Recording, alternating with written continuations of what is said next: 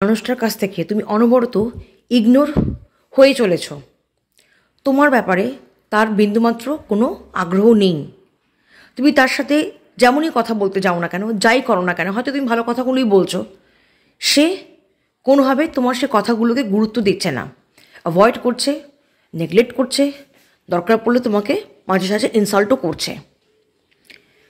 তুমি কোনোভাবে সে মানুষটার মনে জায়গা তৈরি করতে পারোনি, বা হয়তো একটা টাইমে সেই মানুষটার তোমার প্রতি হয়তো একটা ফিলিংস ছিল, বাট কোথাও গিয়ে দেখা যাচ্ছে বর্তমানে বা আজকের দিনে দাঁড়িয়ে সেই মানুষটার মনে তোমার কোনো জায়গা নেই, বা সে মানুষটা তোমার জন্য সেই আগের মতন ফিলিংসটা রাখে না।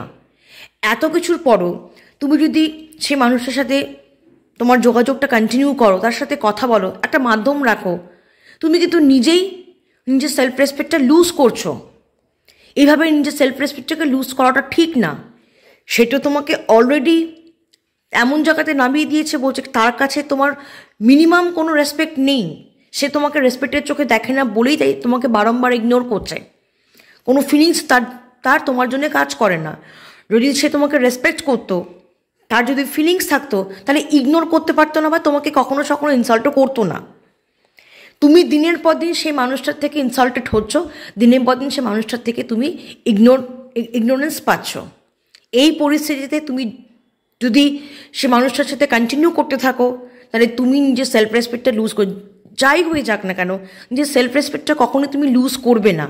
কোথাও গিয়ে যদি তোমাদের সাথে বা তোমার সাথে এমন ঘটনা ঘটে যে তুমি আজকের দিন দাঁড়িয়ে সে মানুষটার থেকে একটা ইগনোরেন্স পাচ্ছ, বা তোমাকে সে ইনসাল্ট করছে, যাই করুক না কেন, নিজের সেলফ রেসপেক্টটাকে এভাবে নষ্ট করো না, নিজের সেলফ রেসপেক্টটাকে এভাবে লুজ করো না। তুমি তার কাছে বারংবার কথাবার্তা বলে বা বারংবার তার সাথে সময় কাটানো কথা বলে এমন কিছু করো না যাতে ভয়ঙ্করভাবে তোমাকে আঘাত পেতে হয়। কাজেই জীবনে আর যাই হয়ে যাক না কেন, নিজের সেলফ রেসপেক্টটাকে সবসময় বজায় রেখে চলবে, মাথা উঁচু করে চলবে। কেন তুমি সেই জায়গাগুলোতে বারবার নিজেকে ছোট করবে, বা সেই মানুষটাকে সুযোগ করে দেবে তোমাকে অপমান করার, যেখানে সেই মানুষটা বারবার তোমাকে ইগনোর করছে। তুমি যদি সেই মানুষটার থেকে ইগনোরেন্স বোঝার পরেও তার সাথে সম্পর্ক রাখতে চাও, তাহলে আমি বলবো তুমি নিজের সাথে খুব বড় অন্যায় করছো, তুমি বিশাল বড় বোকামো করছো। সেসব জায়গা থেকে পারলে সরে এসো, নিজের সেলফ রেসপেক্টটাকে প্রায়োরিটি দাও, নিজেকে প্রায়োরিটি দাও। যেখানে তোমার জায়গা নেই, যেখানে তোমাকে ইগনোরেন্স পেতে হচ্ছে, বা যে সমস্ত জায়গাতে তোমাকে অকারণে হয়তো ইনসাল্ট হতে হচ্ছে, যে কারণবশত হোক, কারণে যাই হোক, সেখান থেকে তোমার সরে আসাটাই বেটার।